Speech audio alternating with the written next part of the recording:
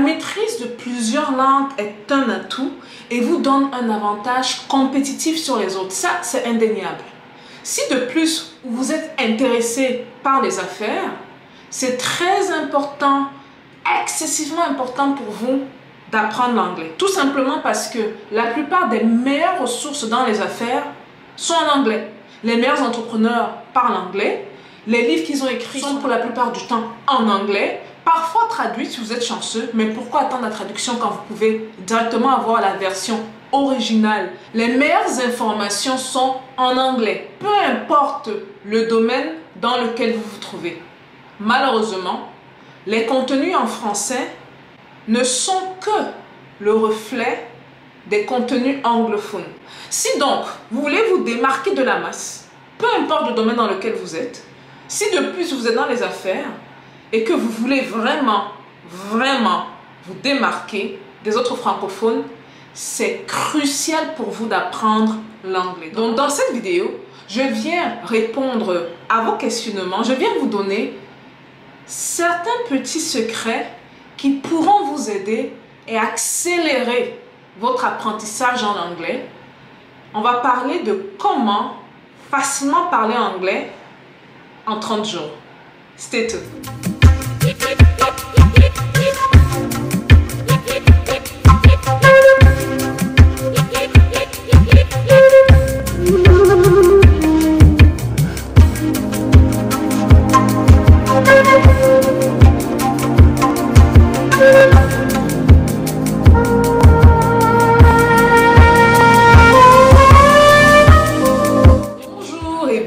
Sur Parlons de business. Alors ici on parle de quoi? On parle de business, on parle d'opportunités d'affaires, on parle d'argent et on parle de tout ce qui peut faire grossir ton compte bancaire, même de mindset. En parlant de faire grossir le compte bancaire, les gars, si vous n'êtes pas polyglotte, il y a un problème. Il faut apprendre des langues stratégiques dans la vie. Je vous promets que le français n'est sûrement pas une des langues stratégiques, ok? Les langues stratégiques, quand on parle de stratégie, c'est plus du genre des langues qui peuvent nettement ou drastiquement augmenter votre network.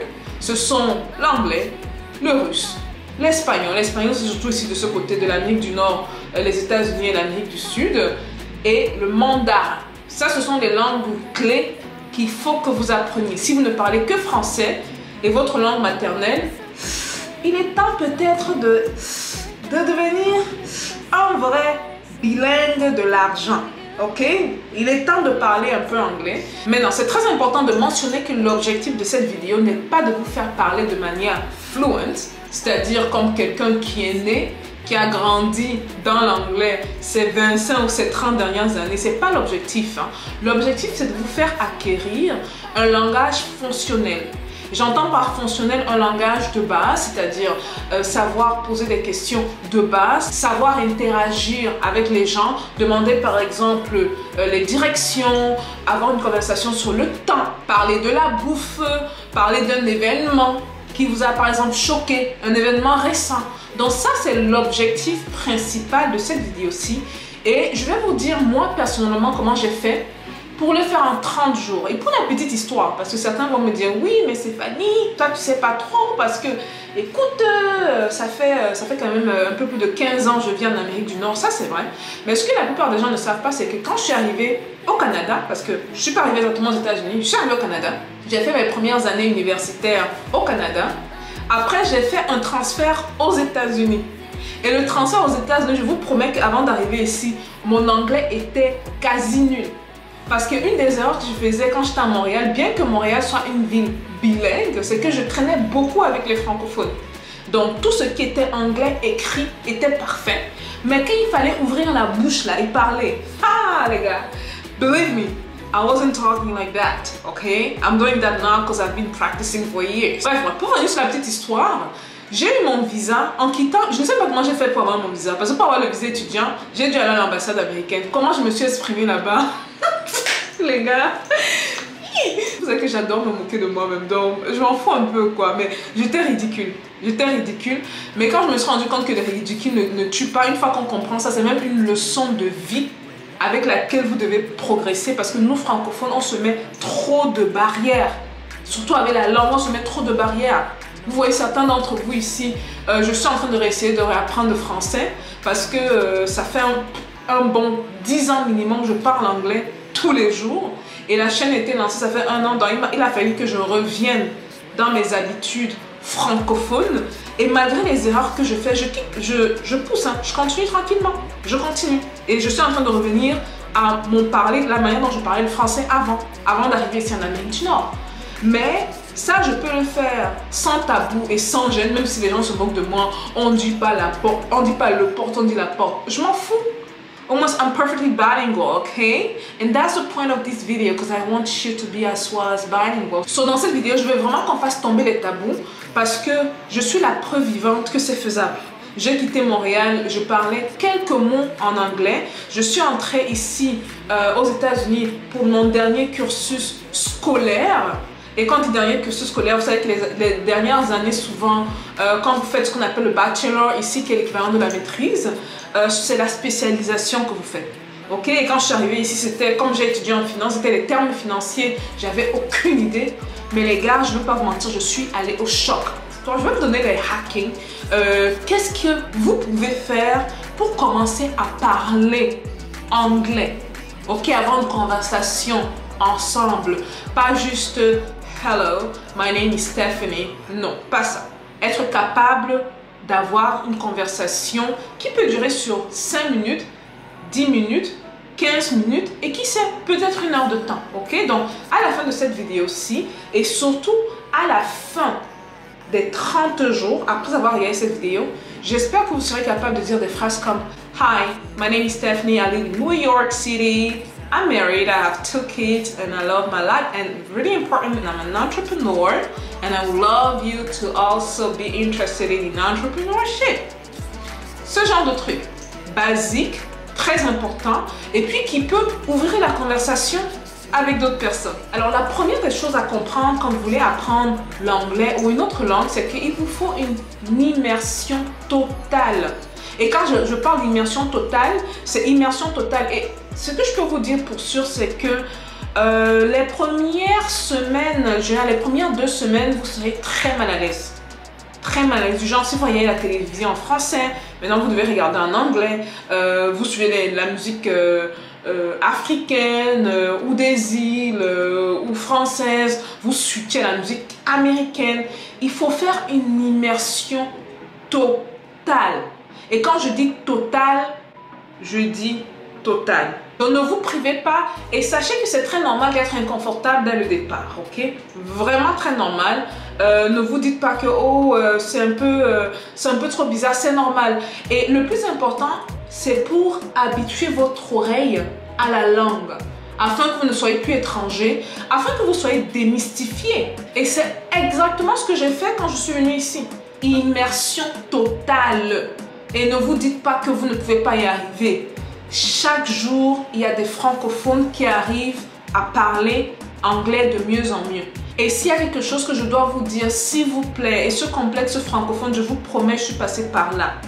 Vous allez faire les erreurs, mais sachez que c'est très normal de faire les erreurs. Quand vous faites des erreurs, ça veut dire que vous évoluez.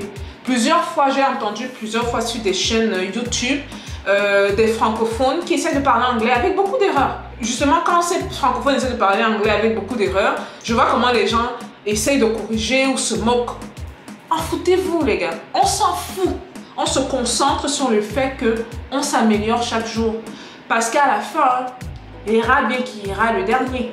Dans quelques mois ou dans quelques semaines, quand vous allez bien parler ou mieux parler votre anglais, ceux qui riaient seront toujours en train de parler juste le français. Alors la deuxième chose très importante au niveau de l'apprentissage de toutes choses, des langues et de toutes choses, c'est que on n'apprend pas en accumulant les choses, tout au contraire. Beaucoup de gens vont accumuler les connaissances, accumuler les connaissances.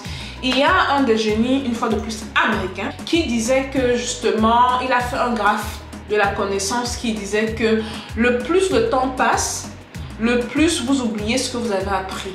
Si vous ne pratiquez pas, si vous ne testez pas vos connaissances. Donc, accumuler la connaissance, c'est une manière désastreuse d'apprendre. On n'apprend pas en accumulant, on apprend en testant.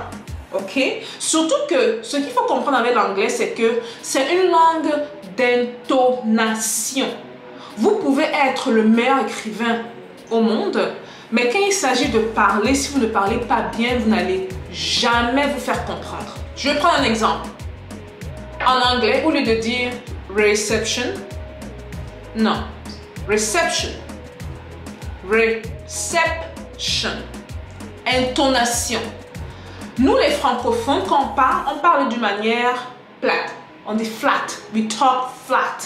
Les anglophones, c'est pas ça. Et si vous mettez la mauvaise intonation sur la bonne syllabe, ça fait deux mots qui n'ont rien à voir. Je vous prends un exemple. Contest, contest. Contest, c'est une compétition.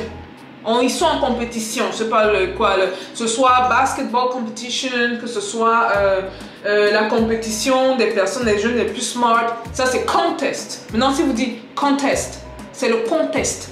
Donc, contest, quand vous parlez, on va vous dire oui, mais il ne faut pas dire ça, il faut faire attention au contest parce que la solution ou la conclusion va dépendre du contest.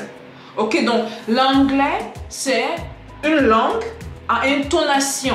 Un autre mot très intéressant, history. History. Vous voyez, je n'ai pas dit history. History. Et ça se sait comment? Ça s'apprend en testant. Donc, vous savez écrire histoire sur le papier, mais tant que vous n'interagissez pas avec quelqu'un qui parle anglais et qui va vous faire « hein ?» du genre « mais qu'est-ce que tu dis?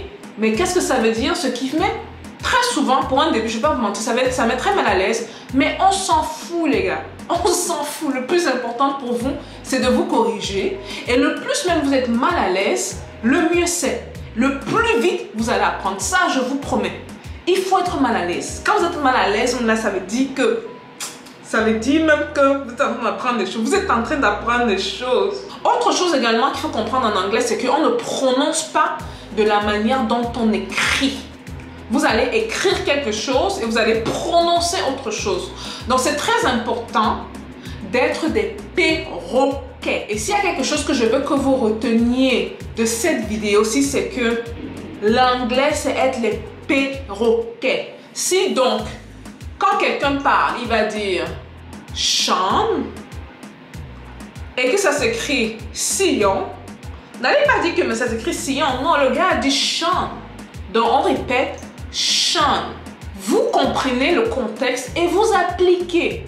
Vraiment, soyons, je pense que c'est le seul exemple au monde où je vais nous demander d'être des perroquets. Je ne vous demande pas d'être des perroquets intellectuels, de prendre tout ce que les Occidentaux disent et de le répéter bêtement, non. Mais quant à l'anglais, ayez quelqu'un sur lequel vous pouvez calquer votre prononciation parce que sachez que même avec l'accent américain, il y a toujours un accent. Okay? Ceux qui ne parlent pas anglais ne peuvent pas savoir, mais c'est impossible que vous ayez un accent américain sans accent. Moi, par exemple, j'ai un accent de New York. On est plus rapide qu'on parle par rapport à l'anglais, par exemple, de West Coast de la Californie. On est plus crispé. Et souvent, certains disent que c'est dû au fait qu'on est un peu plus agressif dans la manière de parler. Donc, c'est à vous de voir. C'est à vous de voir. Un exemple, par exemple, on peut prendre l'exemple accent new-yorkais, accent de LA, de Los Angeles, accent new-yorkais. Si on dit, par exemple, I like to get a coffee. I like to get a coffee. Ça, c'est l'accent new-yorkais. L'accent de la Californie. Très cool, hein? I like to get a coffee. Vous voyez, c'est deux accents différents. Maintenant, c'est à vous de voir. Ok, voici l'accent sur lequel je vais calquer mon anglais. Et calquer votre anglais sur cet accent-là. Parce que sinon, vous allez vous retrouver à avoir les accents de partout. À dire une phrase, on dit que mais le gars est de New York. Apprendre, mais il est de la Floride. Oh, mais il est de LA. On dit, mais tu es même d'où? Toi, tu es bizarre. Ok, donc, ayez un modèle en anglais et calquez votre accent sur ce modèle-là. Pour le troisième point, je veux parler d'une notion ici qu'on appelle le Desirable Difficulty Concept, qui est justement une notion qui dit comme quoi on apprend mieux quand on s'amuse plus. Alors, d'après cette notion-ci, il y a 3 niveaux d'apprentissage. Le premier niveau, c'est le niveau le plus difficile. Si par exemple, donc, je vais jouer au basketball, si je ne sais pas jouer au basketball et que je vais jouer avec quelqu'un comme LeBron James ou Michael Jordan, le niveau de difficulté sera très élevé. Et vu que le niveau de difficulté est très élevé, j'aurai moins de chances de poursuivre avec le basketball. Okay? La deuxième catégorie ou la deuxième notion, c'est la notion de facilité. Si je veux apprendre le basketball, je ne vais pas aller apprendre le basketball avec un enfant de 6 ans ou 7 ans. Ce sera trop facile de lui arracher le ballon, de le jongler, de shooter, de sentir que oui, on est les rois. C'est pas comme ça que ça se passe. Ok, donc les 2 premières catégories, on fait très attention pour un début, surtout vu que ce sont des francophones qui apprennent quelque chose et que les francophones n'aiment pas trop la critique et se sentent petits quand on les fait sentir qu'ils ne maîtrisent pas tout. Donc on va aller avec la 3e catégorie qui est un niveau de difficulté moyen. Moyen, c'est-à-dire vous allez exercer ou pratiquer avec des gens qui sont soit à votre niveau en anglais, soit légèrement au-dessus. Et ça, c'est fait de manière stratégique afin que vous vous sentiez de plus en plus à l'aise à faire des erreurs. Parce que c'est très important de se sentir à l'aise à faire des erreurs, ok? Donc ça, ce sera pour la vaste majorité. Maintenant, s'il y a des têtus dans la masse, parmi ceux qui regardent cette vidéo et qui sont intéressés à parler anglais rapidement, jetez-vous et allez faire des erreurs avec ceux qui parlent anglais de manière courante. Jetez-vous à l'eau.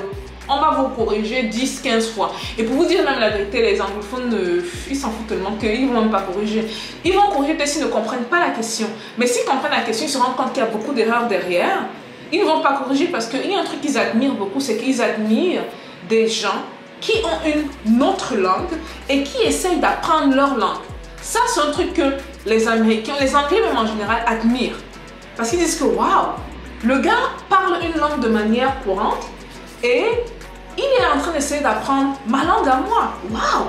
Vous voyez, donc du coup, moi je pense vraiment qu'apprendre l'anglais est tellement plus facile.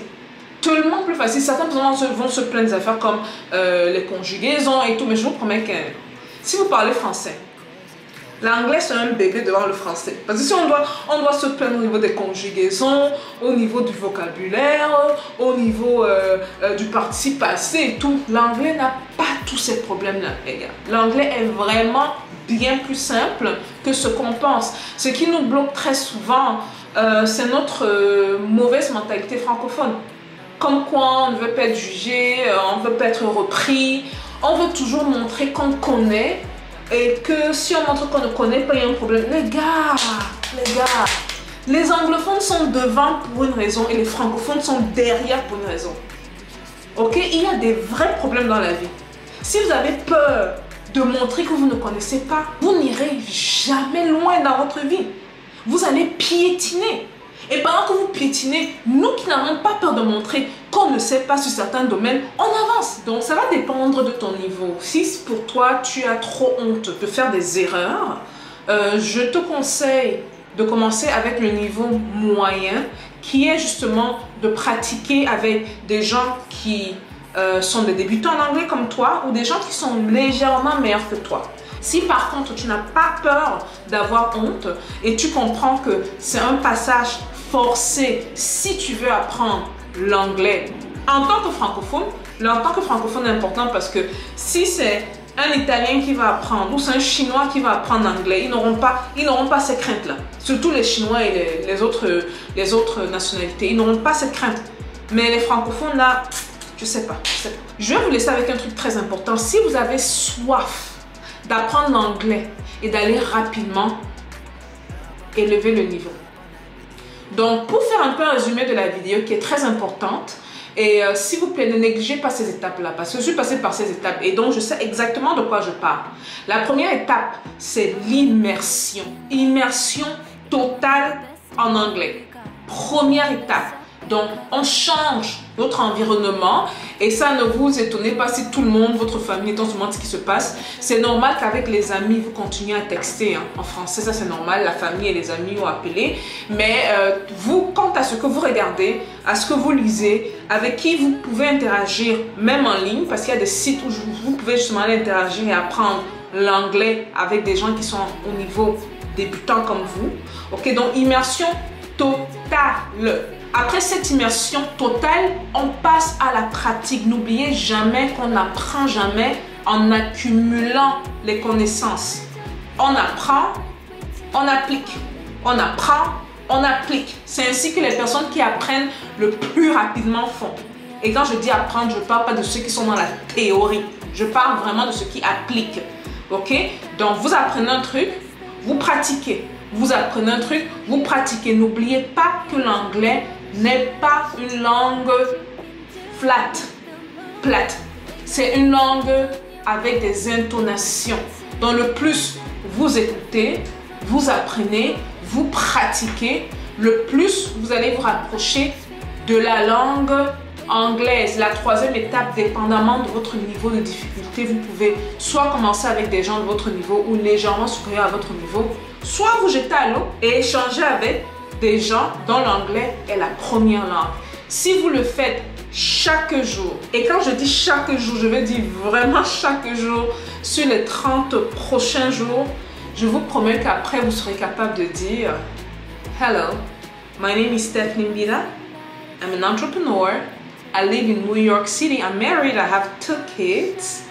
And I love entrepreneurship. Ou autre chose très simple, ça c'est très compliqué. Demandez les directions. Quand vous arrivez par exemple à Londres ou à New York ou dans une ville où ils ne parlent pas le français mais ils s'expriment en anglais, comme la Chine par exemple, ou le Japon, ou d'autres pays de l'Europe, ok? Ou même les pays anglophones, le Canada, les États-Unis, l'Australie, que sais-je, vous serez capable de dire un truc très simple tel que Hi, my name is Stephanie. I need your help getting directions. Oh, I love the way you dress.